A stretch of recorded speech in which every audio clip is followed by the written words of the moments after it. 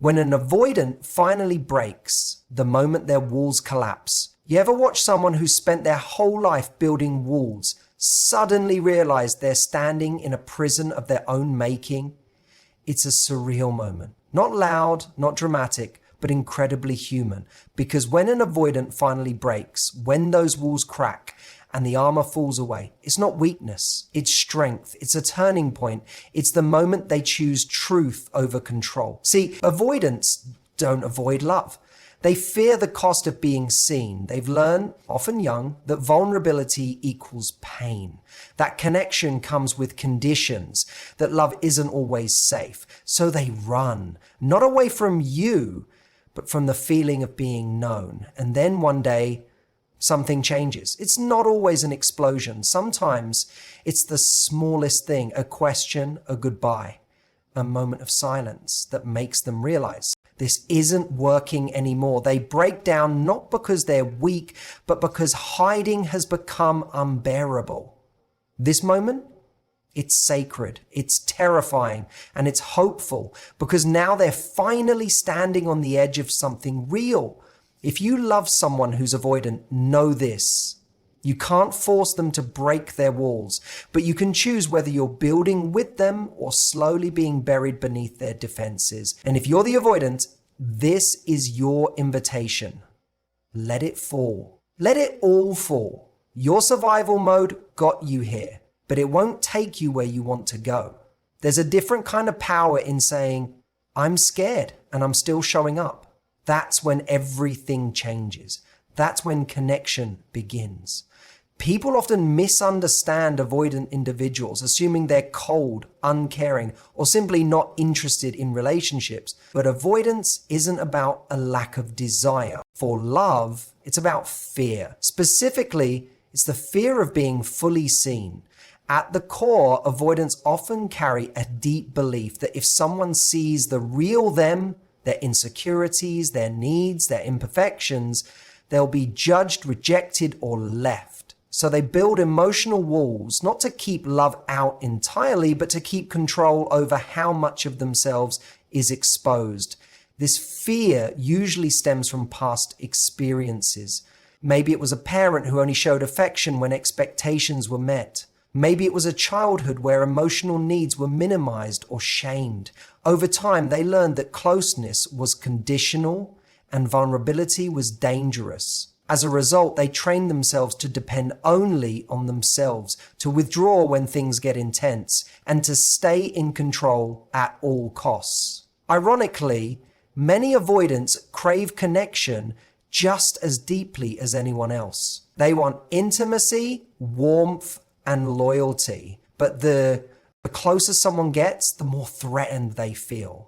Intimacy means opening up, and opening up feels like losing the power to protect themselves. So they send mixed signals, pursuing closeness, then pulling away the moment it feels too real. They don't do this to hurt anyone, they do it to survive what their nervous system perceives as danger. Even compliments or acts of love can trigger discomfort. When someone says, I love you, an avoidant might freeze, not because they don't feel something, but because the words come with expectations. Expectations to be open, expressive, and emotionally available. Things that feel foreign or unsafe. In their world, love means pressure. It means being needed. It means being seen and possibly rejected. The truth is that avoidants often carry shame, not the kind that shows on the outside, but a quiet, persistent voice that says, if you really knew me, you wouldn't stay. So they try to manage their relationships in a way that keeps them just close enough to feel connected, but not so close that they risk being exposed. When you understand this, distant, you see the behavior differently. The distance isn't a lack of care, it's a shield. The silence isn't indifference, it's fear.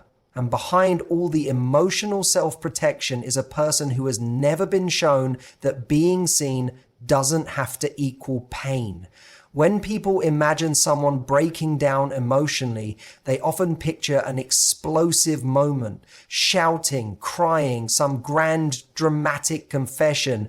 But for someone who's avoidant, and the moment their walls start to collapse rarely looks like that. It's not a scene from a movie. It's subtle, almost quiet. In fact, it can be so understated that people around them might not even realize it's happening, but inside, something significant is shifting. Avoidants are masters at staying composed. They've often trained themselves to suppress emotion to the point where even they don't always recognize what they're feeling. So when they start to unravel, it's not about tears or breakdowns, it's a change in behavior. Maybe they stop avoiding certain conversations. Maybe they admit for the first time that something hurt. Maybe they say, "I don't know," instead of pretending they have it all together. These small acts of openness are massive steps for someone used to emotional distance. The moment of collapse often comes not from a huge argument or an ultimatum, but from quiet, internal exhaustion. They hit a point where their strategies for avoiding connection, detachment, deflection, withdrawal just stop working. What once protected them now starts to feel isolating. The silence they used to enjoy starts to feel lonely. The space they used to demand begins to feel empty. And suddenly they're left face to face with what they've been avoiding all along, the ache for real connection. It might be triggered by something as simple as a partner pulling away, not out of strategy, but out of self-preservation. Or it could be a friend saying, "I can't keep chasing you." That's often what causes the walls to tremble, not confrontation, but the slow realization that the cost of staying guarded is too high. That they're not just avoiding pain anymore, they're also avoiding love, support, and intimacy. And once that awareness sets in, there's no going back. They may not immediately become emotionally fluent, but they begin to show signs. Reaching out more often, lingering longer in conversations, or expressing uncertainty instead of hiding behind indifference.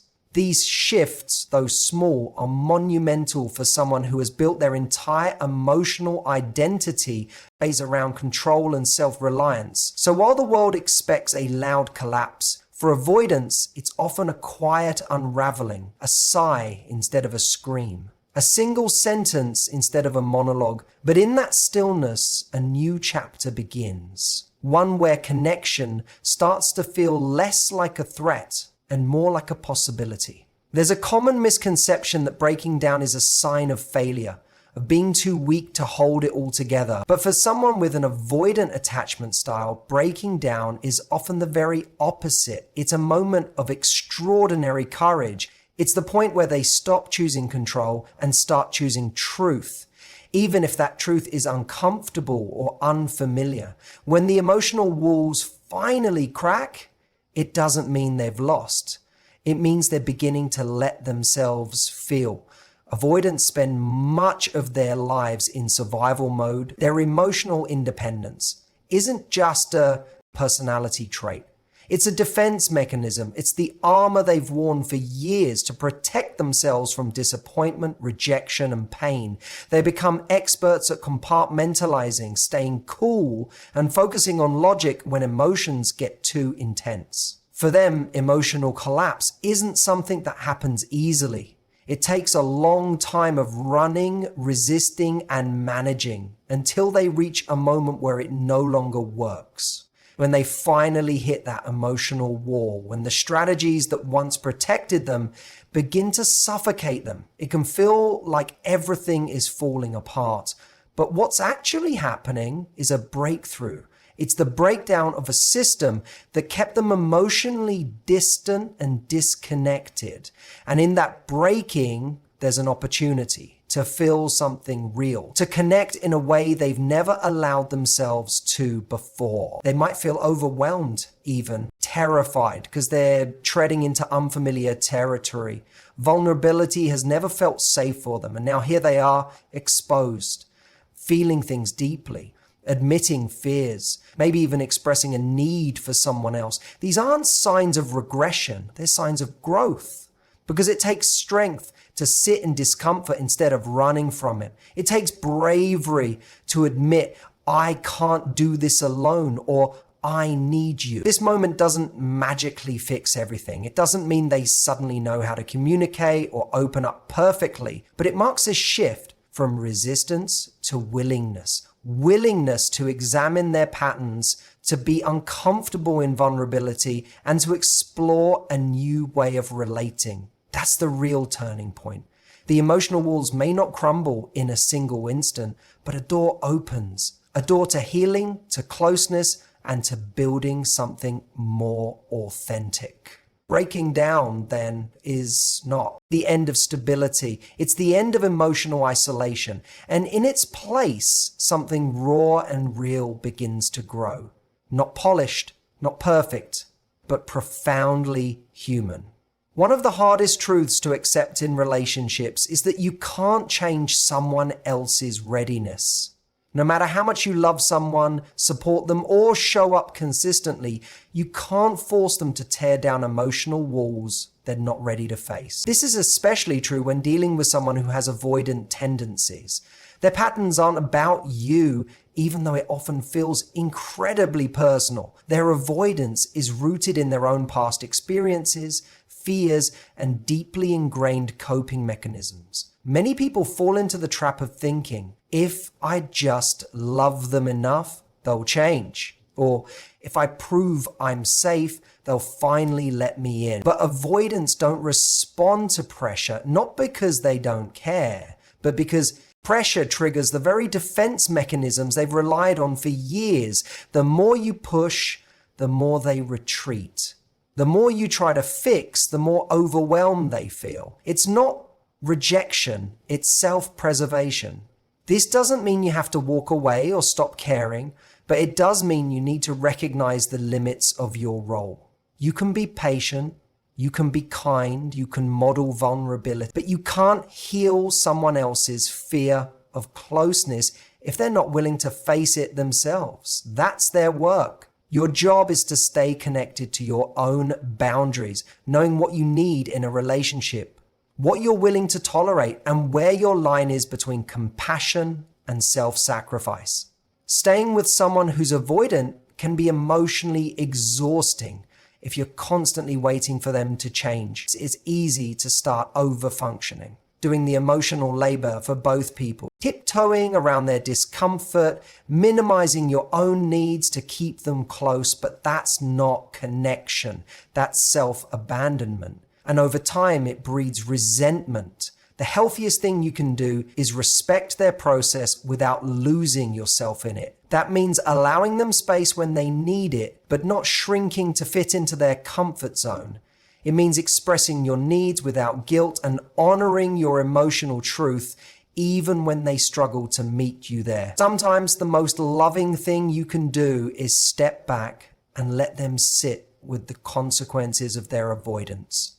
Because growth only happens when someone chooses it. Not when it's handed to them, not when it's begged for, but when they reach a point where their own patterns become too painful to ignore. Until then, your power lies in clarity, self-respect, and the ability to hold space without losing your center. For someone with avoidant tendencies, healing doesn't begin with a grand gesture or a dramatic realization. It begins with honesty, not the kind of honesty that's projected outward like admitting facts or telling the truth to others, but the raw internal honesty that forces you to confront what you've spent years avoiding. It's the moment you stop blaming circumstances or partners and say, this is about me, and something in me needs to change. Avoidants often tell themselves stories to protect their emotional distance. They say they're better off alone, that they don't really need anyone, that too much closeness is suffocating. These narratives become their emotional armor, but they also become their prison. Over time, the avoidance that once felt like safety begins to feel like isolation. That's when the discomfort grows loud enough to challenge the story. And that's where honesty steps in. Being honest means admitting that underneath the fear of closeness is a desire to be seen and loved. It means recognizing that the walls aren't protecting you anymore, they're just keeping you disconnected. It means looking at your patterns and asking, why do I pull away when someone gets close? Why do I feel overwhelmed by intimacy yet ache for it when it's gone? This kind of self-inquiry is where true change begins. It's not easy. It can feel like walking into a storm without shelter, but it's also where emotional resilience starts to grow. When you admit to yourself that the things you've been avoiding, connection, vulnerability, emotional risk, are the very things you need. Everything shifts. You stop making decisions from fear and you start making them from intention. That doesn't mean suddenly becoming an open book or sharing your deepest feelings overnight. For avoidance, healing is a slow and often uncomfortable process. It might start with saying, I miss you, instead of disappearing. It might mean staying in the conversation instead of shutting down. It might mean showing up even when every instinct says to run. These are small acts of bravery that build new emotional muscles. And honesty also means admitting when you don't know how to do it alone. It's okay to ask for help. It's okay to go to therapy. It's okay to say, I don't know how to be close, but I want to learn. That willingness, that quiet, vulnerable confession is the beginning of something real. Not just with others, but within yourself. Because healing isn't about becoming perfect at intimacy. It's about being real, even when that's the hardest thing to do. So whether you're someone who tends to avoid vulnerability or someone who loves an avoidant, remember this. The moment those walls start to fall isn't the end of the story. It's the beginning of a new chapter. A chapter where courage replaces fear, where connection replaces isolation, and where honesty creates space for real love to grow. It won't always be easy, and it won't always be perfect, but it will be real, and that's where the magic happens. Thank you for listening, for being open to understanding, and for showing up with your heart. It takes bravery to face these truths, and I hope you feel inspired to take that next step, whether it's toward healing yourself or holding space for someone else. Take care of yourself, stay compassionate, and keep believing in the power of connection. Thank you so much, and I wish you all the best on your journey.